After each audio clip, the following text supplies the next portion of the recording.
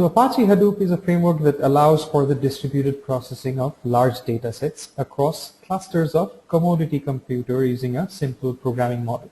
What it provides is the storage and the processing layer, and there is only one way to process data which is stored on the distributed file system as of now, and that is MapReduce. Okay, it is an open source data management platform with a scale-out storage and distributed processing architecture. It scales horizontally, and you can, in the first generation Hadoop, scale up to 4,500 nodes, which can be a maximum maximum capacity of up to about 18 to 20 terabytes of storage in each node. And by each node, I mean to say each machine with a processor, memory, and a bunch of disks, just a bunch of disks. So 4 hard disks of certain capacity, right? So that's 4 to 6 disks is what you can have. And the 2 core components of Hadoop, which we briefly touched upon yesterday, are HDFS, the distributed file system, and MapReduce. Okay.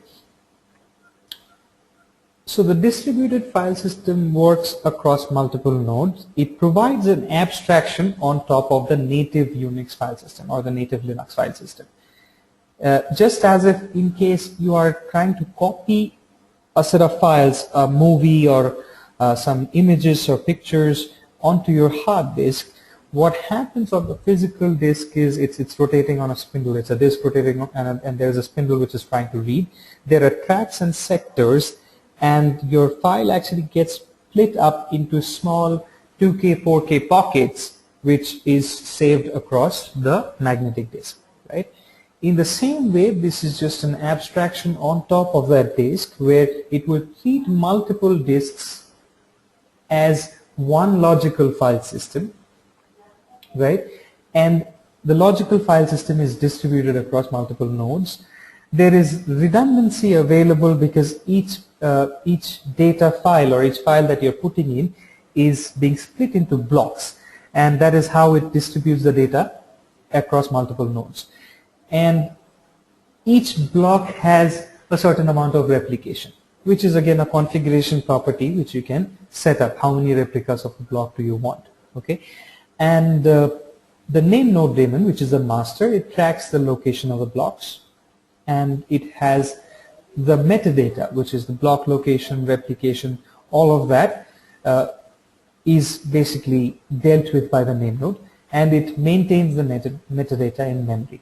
Okay, and from the prospect of MapReduce, from the viewpoint of MapReduce, which is the processing part, what is happening is, since these data files are broken into smaller blocks, and those blocks are stored across multiple nodes, if I have one programming model which treats these blocks in the same way, which is what the idea is, then they can run parallelly on individual containers, individual task containers in these different data nodes, which obviously are distributed across multiple racks.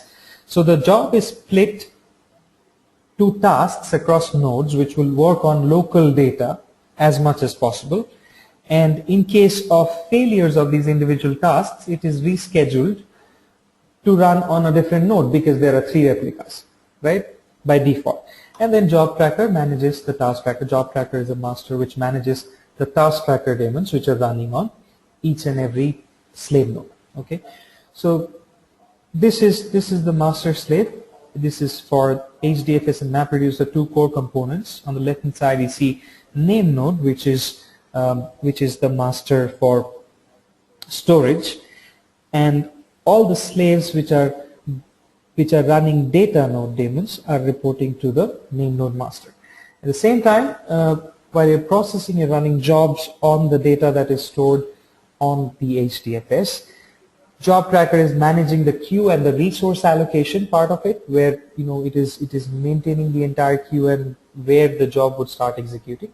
And the task tracker daemons, which are running on each and every slave node, is basically communicating with the job tracker or reporting to the job tracker to maintain sync per se. Okay, so that's how this works.